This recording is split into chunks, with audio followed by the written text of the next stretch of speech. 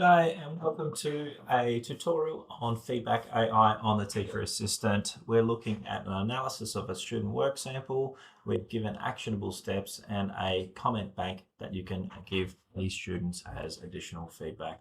It's a really simple tool and there's only two ways to use it. We're looking at the only variable that is able to be changed here for what you'll be given between are you going to use a rubric or are you going to have a general assessment. If you would like to use a rubric, you need to add the file. You'll click here and you'll be able to select the file. If I've given you one example here, click this and your rubrics or wherever they are stored, you can find them, open, and you'll click it on. So if I double click on creative writing, I have to open because I'd like to show you, that will then upload and that will be used as the context as well. Up the top, you're able to select your grade and that will help the AI match the language proficiencies of the Australian curriculum and also between that and the subject as your two variables give a further context along with the sample genre. The sample genre is important if you are going to complete a general assessment, which will give you an overall quality score matching out to the learning principles or the achievement principles of something expected of creative writing in Year 9 history, and you'll be able to get an output that gives you a well-rounded picture of that. I've put in my student sample of writing, my rubric, pretend that was still there because I've already run this, and my rubric. There are three outputs that you can get. There's the rubric is what I called for. General is if I had a general assessment selected while I do this. This one would be blank, just like general is. We have no output here, and then your comments. But first of all, we'll have a look at the rubric.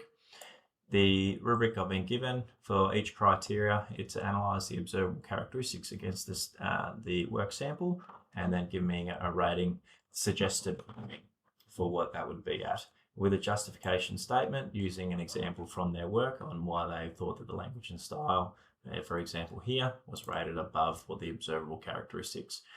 Down the bottom, you'll also get some areas for improvement or for the work sample against that rubric, and then encouragement with next steps for the student to be able to go back and further refine their sample and improve it. And that uses your observable characteristics of your rubric to be able to improve those. If we go over and have a look at our general, like I said, blank, that's if you called a general assessment. And at the last one, your comments. So this is a really nice way to organize your thoughts if you're able to give feedback to the student in a variety of ways. If you would like to complete your assessment, that's nice, that's finished, it's your final submission. There's a couple of contextual relevant to their specific work sample that would be given out. This is your draft feedback. If you were just submitting this apart as a draft, this is a comment that matches out to your observable characteristics and the areas for improvement that were identified from their work sample, sending the student back along with formative assessment as similar to your draft feedback. Around formative assessment is similar to your draft feedback. It will send the student back in the idea in your future works. This is you're going back to complete the work. You can also get a couple of self-assessment comments if you'd like the student to be able to, okay, your work has been finished. I've had a look. What do you think? I'll send you away with this guiding question. Reflect on your research process for this sample. Did you gather enough sources for your arguments? How could you improve your research? And that was contextual for this one as well. And also a relatable real-world application feedback on how they would have used the skills that were identified in your rubric, where they might have had areas for improvement and turn that around to a relatable to the grade age given, and be able to really dial in an authentic feedback for that student to be able to help them meet the standards. I might run here for you just because I know this is a tutorial and it can go for a bit longer. Now without a rubric, that's because this is optional. I'll just run the general assessment. We can talk about that at the same time. So this work sample, this will work for anything. You can chuck any rubric in here.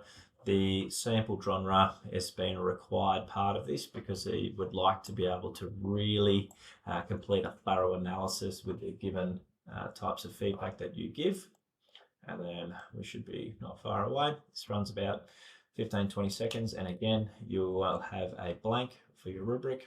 Your general section, this is where we're going to now get a quality score, a justification of why I gave it a 7 out of 10, of what would it be expected from the grade age and that subject for the Australian curriculum. 7 out of 10, justify what were the strengths, what were your areas for improvement, but this is for your teacher. So next step activities with the student, it's going to give you a guiding question to be able to instill with that student that's relevant to what the actual work sample was, and be able to send them back to make improvements as well. Again, you'll get a comment bank depending on what you would like to improve with that student. Pretty cool. I hope you've enjoyed it. Any questions, or if you'd like refinement over time, if the output isn't quite up to what you would expect, let us know. Thank you.